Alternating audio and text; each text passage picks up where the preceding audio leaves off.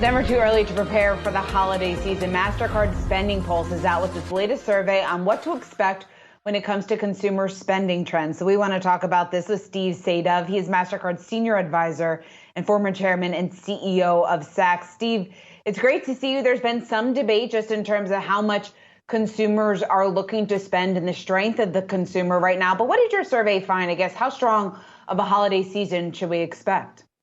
I think we're going to see a really strong holiday season. Coming out of the summer back to school season, we were seeing growth in the 7-8% range. And the expectation is you're going to see growth in that 7.5%, 7.4% overall growth in the consumer over the course of the holiday season. So this is a consumer that has the wherewithal. There's pent up demand.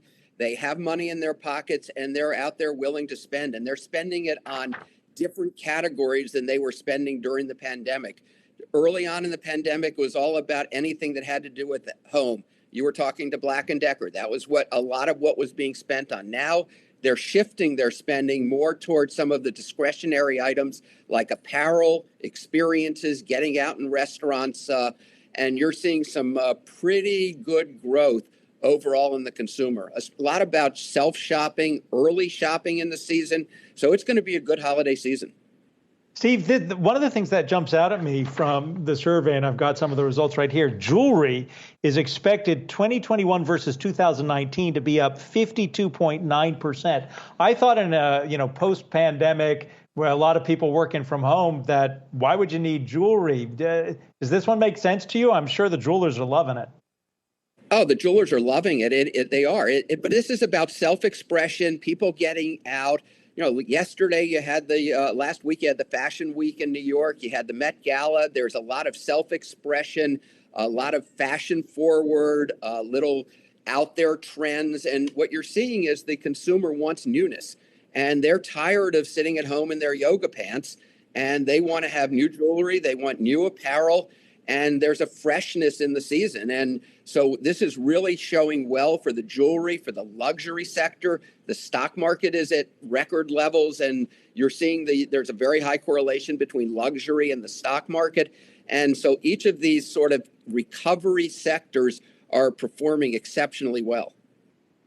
You know, Steve, I have to say, I'm excited to get back to a more, unquote, normal life, but I'm not so excited to give up my yoga pants just yet. But Steve, let's talk about supply chain issues. Stanley Black & Decker, the CEO that we were just talking to in the last block, mentioned some of this. But from your perspective, there's been some questions going into this, just what this could mean for sales, whether or not it could potentially hold back sales or if people should act sooner rather than later. What's your read on that?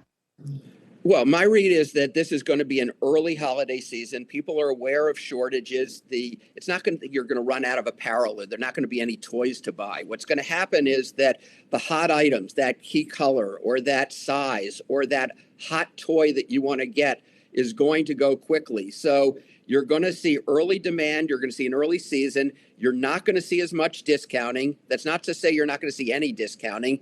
Normally in apparel, you might see 25 to 30% off, but you're not going to see these heavy markdowns that you've seen in past years. And that's going to probably translate to limited availability of some items, probably decent margins for the retailers because they're going to be doing more full price selling. But the supply chain issues are real. There are going to be delays in shipping. You're going to be having to do some air freighting versus ocean freight relative to some of the products. And from a consumer perspective, they're going to get out there early. They're going to be a lot of demand for some of the categories. One of the issues that you point out or metrics you point out is that e-commerce sales, and I'm looking at 2021 versus 2019, will be up 57.3%. I don't want to put you on the spot, but if you know off the top of your head, do we know what percentage of total retail e-commerce is going to capture after this holiday season? Given a metric like that, that's pretty impressive. Well, pre-pandemic, e-commerce was about 12% of overall commerce. Now it's tracking to around 18% of overall commerce. So you've seen a 50% increase over the pre-pandemic period. This year, you're probably off of that really big growth that you saw in 2020. You're going to see another 7 or 8% growth in the e-commerce sales relative to a year ago.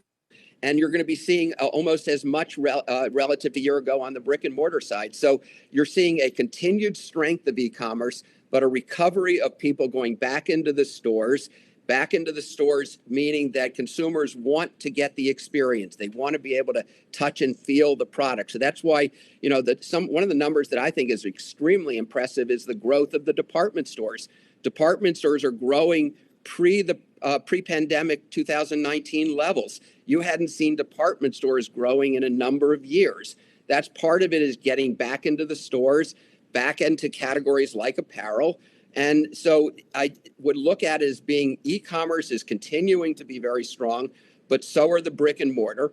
And what you're seeing is a convergence of the two. The consumer wants this omni-channel experience. They want to be able to get it anywhere, anytime that they want to be able to get it. So the direct-to-consumer brands they're opening up stores. The stores are becoming much more facile relative to the e-commerce. So you're going to see continued growth in both of these segments. All right, Steve Sadove, great to get you on the show. Mastercard Senior Advisor and former Chairman and CEO of Saks.